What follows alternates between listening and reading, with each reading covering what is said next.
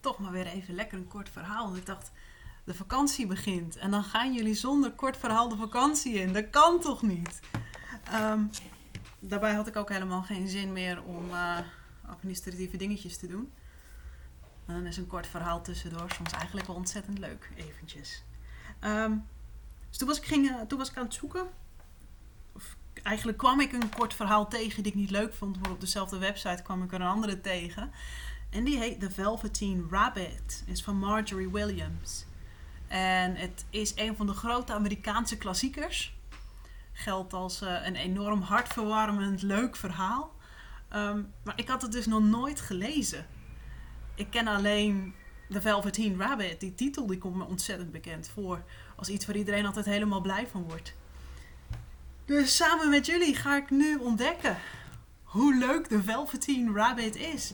Het konijn met het fluwelen velletje. Het speelt zich wel af met kerst. Dus doe alsof het koud is. Dat is het nu helemaal niet natuurlijk. Gaan we. Kopje thee erbij. There was once a Velveteen Rabbit. And in the beginning he was really splendid. He was fat and bunchy, as a rabbit should be. His coat was spotted brown and white, and he had real thread whiskers. And his ears were lined with pink sateen. On Christmas morning, when he sat wedged in the top of the boy's stocking, with a sprig of holly between his paws, the effect was charming. There were other things in the stocking, nuts and oranges, and a toy engine, chocolate almonds and a clockwork mouse. But the rabbit was quite the best of all. For at least 2 hours, the boy loved him. And then aunts and uncles came to dinner. And there was a great rustling of tissue paper and unwrapping of parcels. And in the excitement of looking at all the new presents, the Velveteen Rabbit was forgotten.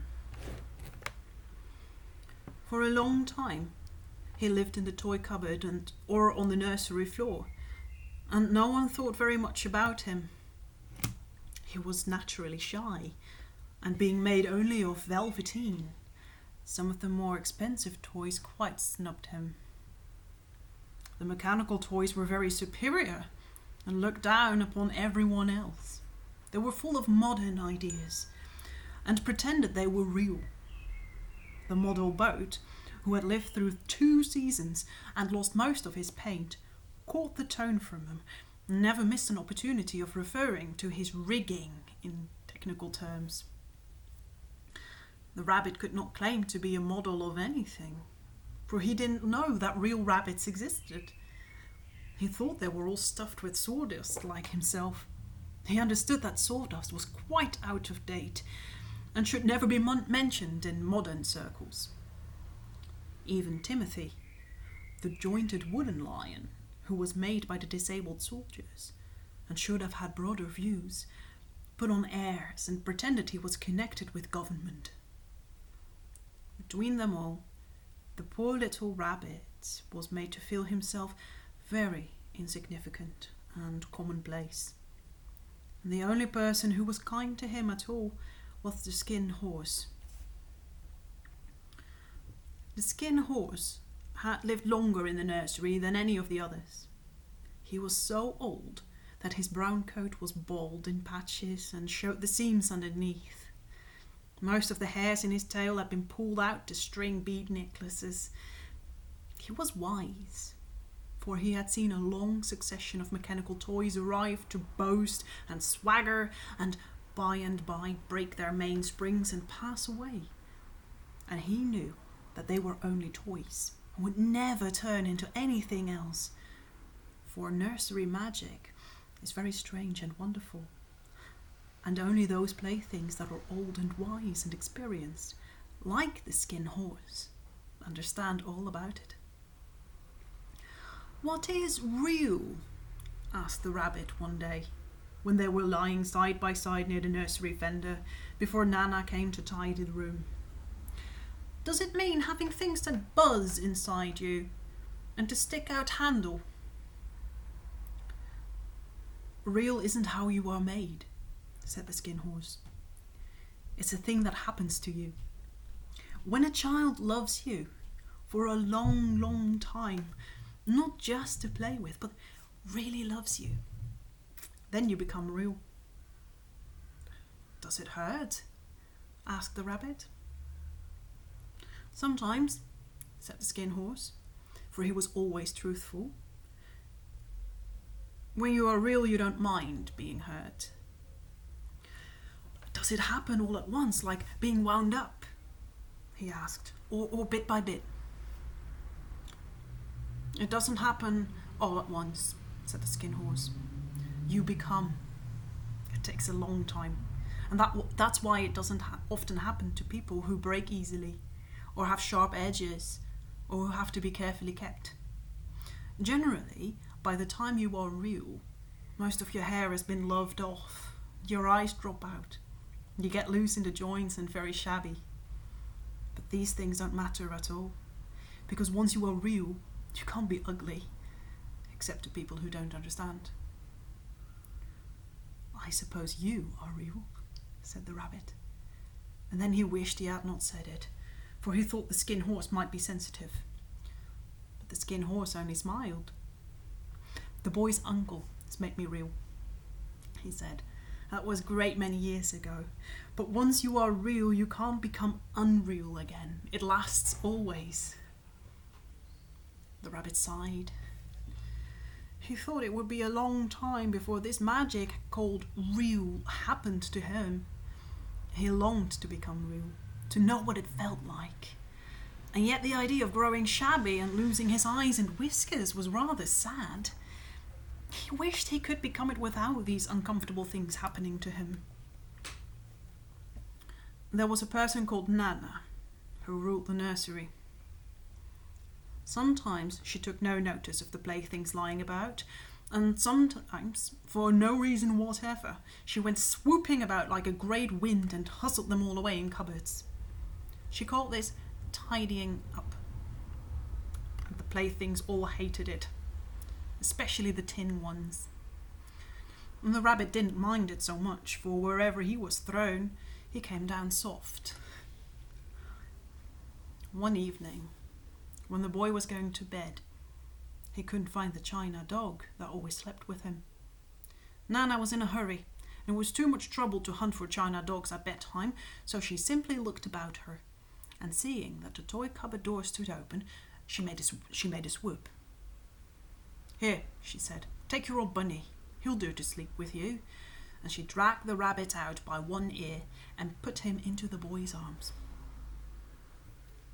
That night, and for many nights after, the Velveteen Rabbit slept in the boy's bed. At first, he found it rather uncomfortable, for the boy hugged him very tight, and sometimes he rolled over on him, and sometimes he pushed him so far under the pillow that the rabbit could scarcely breathe. And he missed, too, those long moonlit hours in the nursery when all the house was silent, and his talks with the Skin Horse. But very soon he grew to like it, for the boy used to talk to him, made nice tunnels for him under the bedclothes that he said were like the burrows real rabbits lived in. And they had splendid games together, in whispers, when Nana had gone away to her supper and left a nightlight burning on the mantelpiece. And when the boy dropped off to sleep, the rabbit would snuggle down close under his little warm chin and dream, the boy's hands clasped close around him all night long.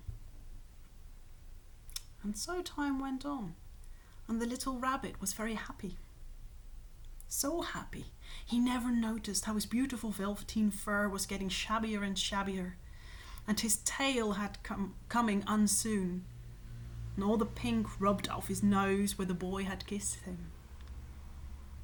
Spring came, and they had long days in the garden, for wherever the boy went, the rabbit went too. He had rides in the wheelbarrow, and picnics on the grass, and lovely fairy huts built for him under the raspberry canes behind a flower border. And once, when the boy was called away suddenly to go out to tea, The rabbit was left out on the lawn until long after dusk, and Nana had to come and look for him with a candle because the boy couldn't go to sleep unless he was there. He was wet through with the dew and quite earthy from diving into the burrows the boy had made for him in the flower bed. Nana grumbled as she rubbed him off with a corner of her apron. "You must have your old bunny," she said. "Fancy all that fuss for a toy." The boy sat up in bed and stretched out his hands. "Give me my bunny," he said. "You mustn't say that. He isn't a toy. He's real." When the little rabbit heard that, he was happy. For he knew that what the skin horse had said was true at last. The nursery magic had happened to him. He was a toy no longer. He was real. The boy himself had said it. That night, he was almost too happy to sleep. So much love stirred in his little sawdust heart that it almost burst. And into his wood-button eyes, that long ago lost their polish, there came a look of wisdom and beauty. So that even Nana noticed it the next morning when she picked him up and said, "I declare if that old bunny hasn't got quite a knowing expression." That was a wonderful summer. Near the house where they lived there was a wood, and in the long June evenings the boy liked to go there after tea to play. He took the Velveteen Rabbit with him. Before he wandered off to pick flowers or play at brigands among the trees, he always made the rabbit a little nest somewhere among the bracken, where he would be quite cosy.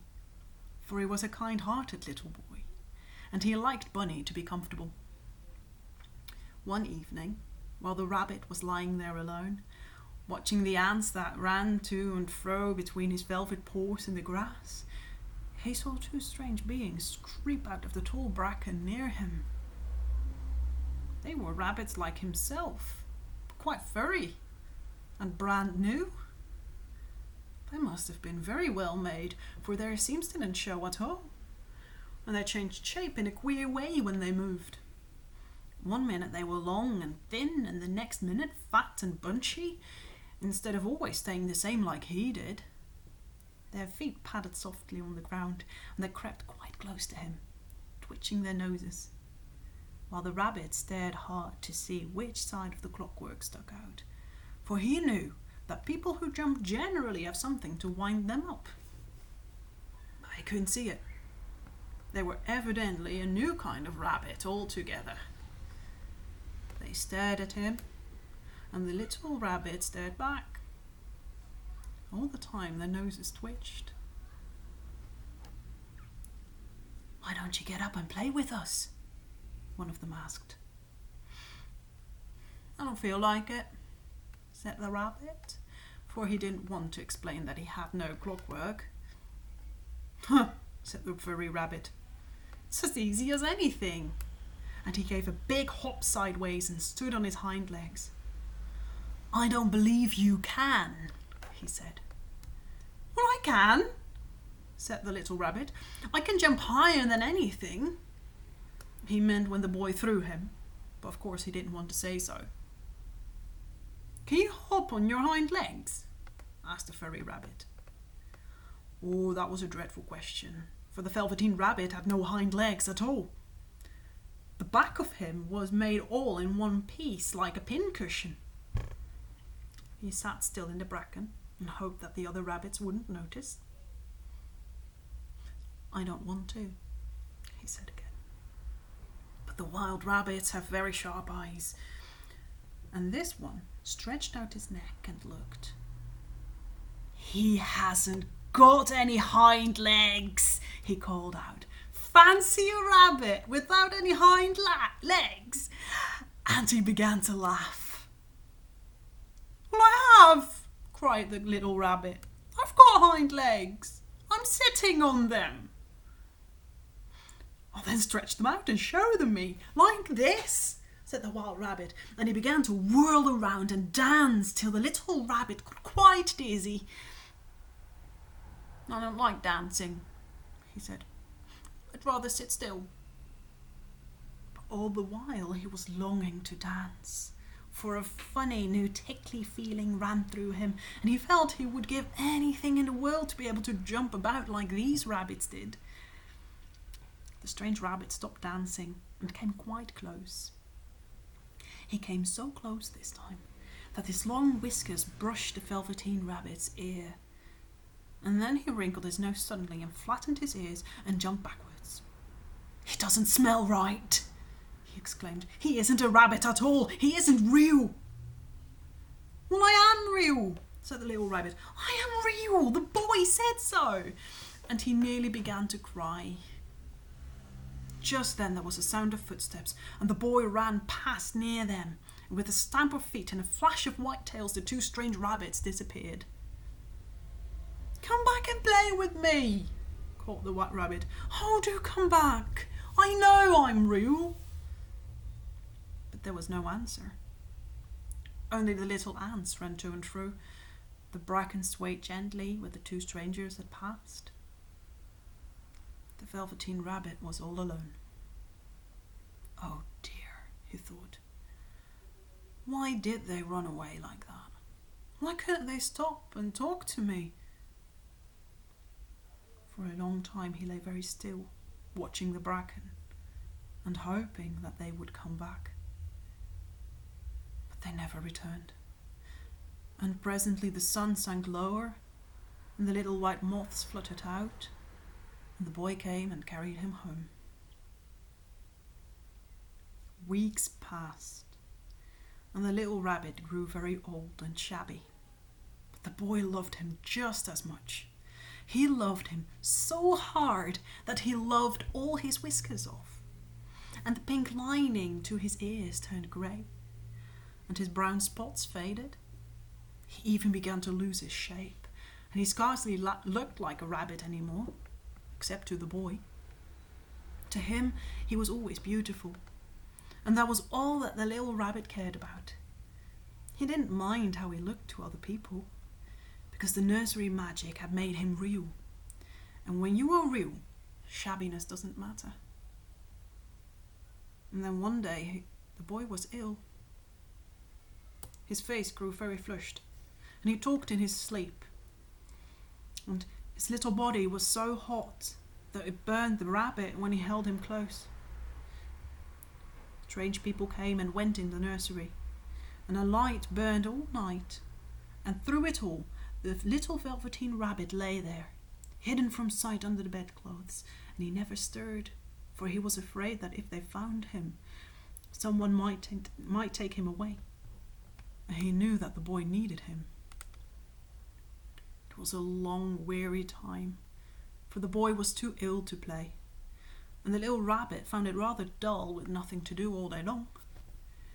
But he snuggled down patiently and looked forward to the time when the boy should be well again, and they would go out in the garden amongst the flowers and the butterflies and play splendid games in the raspberry thicket like they used to. All sorts of delightful things he planned, and while the boy lay half asleep, he crept up close to the pillow and whispered them in his ear. And presently the fever turned, and the boy got better. He was able to sit up in bed and look at picture books, while the little rabbit cuddled close at his side. And one day they let him get up and dress. It was a bright sunny morning, and the window stood wide open. They had carried the boy out onto the balcony, wrapped in a shawl, and the little rabbit lay tangled up among the bedclothes, thinking. The boy was going to the seaside tomorrow. Everything was arranged, and now it only remained to carry out the doctor's orders. They talked about it all, while the little rabbit lay under the bedclothes, with just his head peeping out, and listened. The room was to be disinfected, and all the books and toys that the boy had played with in bed must be burned. "Hurrah!" thought the little rabbit. "Tomorrow we shall go to the seaside." For the boy had often talked of the seaside, and he wanted very much to see the big waves coming in and the tiny crabs and the sand castles. And just then Nana caught sight of him. "How about this old bunny?" she asked. "That?" said the doctor. "Why, it's a mass of scarlet fever germs. Burn it at once." "What? Nonsense! Get him a new one. He mustn't have that anymore." And so the little rabbit was put into a sack with the old picture books and a lot of rubbish, carried out to the end of the garden behind the fowl house. It was a fine place to make a bonfire, only the gardener was too busy just then to attend to it. He had the potatoes to dig and the green peas to gather, but the next morning he promised to come quite early and burn the whole lot. That night the boy slept in a different bedroom, and he had a new bunny to sleep with him. It was a splendid bunny, all white plush with real glass eyes. The boy was too excited to care very much about it, for tomorrow he was going to the seaside, and that in itself was such a wonderful thing that he could think of nothing else. And while the boy was asleep, dreaming of the seaside, the little rabbit lay among the old picture books in a corner behind the fowl house. He felt very lonely. The sack had been left untied, and so by wriggling a bit he was able to get his head through the opening and look out. He was shivering a little, for he had always been used to sleeping in a proper bed.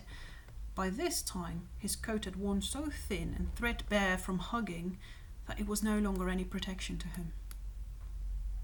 Nearby he could see the thicket of raspberry canes, growing tall and close like a tropical jungle, in whose shadow he had played with the boy on bygone mornings. He thought of those long sunlit hours in the garden. How happy they were! And a great sadness came over him. He seemed to see them all pass before him, each more beautiful than the other. The fairy huts in the flower bed, the quiet evenings in the wood when he lay in the bracken and the little ants ran over his paws. The wonderful day when he first knew that he was real. He thought of the skin horse, so wise and gentle, and all that he had told him. Of what use was it to be loved and lose one's beauty and become real if it all ended like this? And a tear, a real tear, trickled down his little shabby velvet nose and fell to the ground. And then a strange thing happened. For where the tear had fallen, a flower grew out of the ground. A mysterious flower, not at all like any that grew in the garden. It had slender green leaves the colour of emeralds, and in the centre of the leaves a blossom like a golden cup. It was so beautiful that the little rabbit forgot to cry and just lay there watching it. And presently the blossom opened, and out of it there stepped a fairy. She was quite the loveliest fairy in the world. Her dress was of pearl and dewdrops, and there were flowers around her neck and in her hair, and her face was like the most perfect flower of all. And she came close to the little rabbit and gathered him up in her arms and kissed him on his velveteen nose that was all damp from crying. "Little rabbit," she said, "don't you know who I am?" The rabbit looked up at her, and it seemed to him that he had seen her face before, but he couldn't think where. "I'm the nursery magic fairy," she said. "I take care of all the playthings that the children have loved. When they are old and worn out, and the children don't need them anymore, and then I come and take them away with me and turn them into real."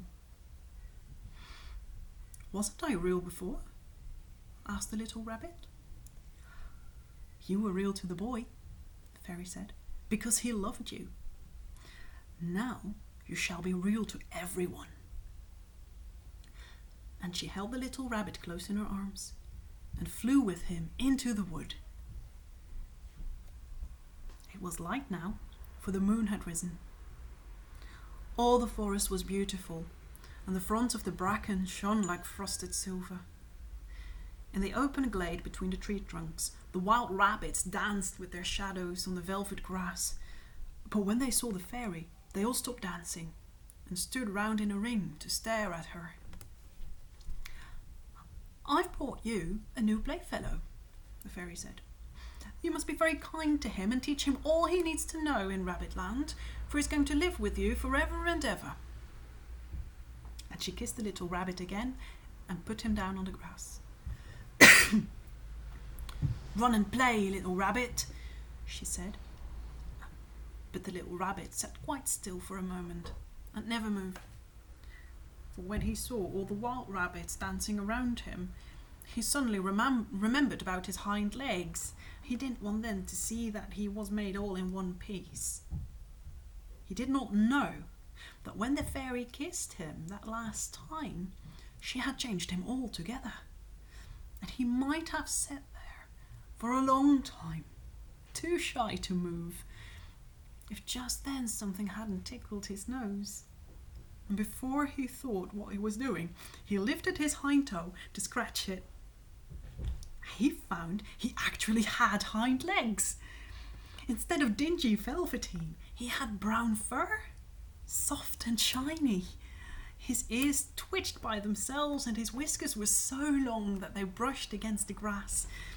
He gave one leap, and the joy of using those hind legs was so great that he went springing about the turf on them, jumping sideways and whirling round as the others did. And he grew so excited that when at last he did stop to look for the fairy, she had gone.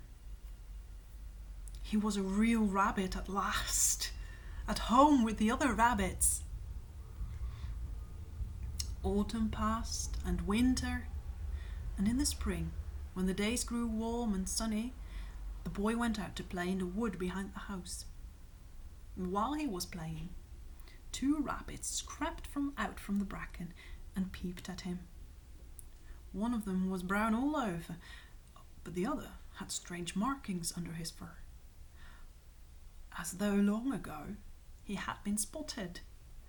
The spots still showed through, and about his little soft nose and around his black eyes was something familiar, so that the boy thought to himself, "Why, he looks just like my old bunny that was lost when I had scarlet fever." But he never knew that it really was his own bunny, come back to look at the child who had first helped him to be real.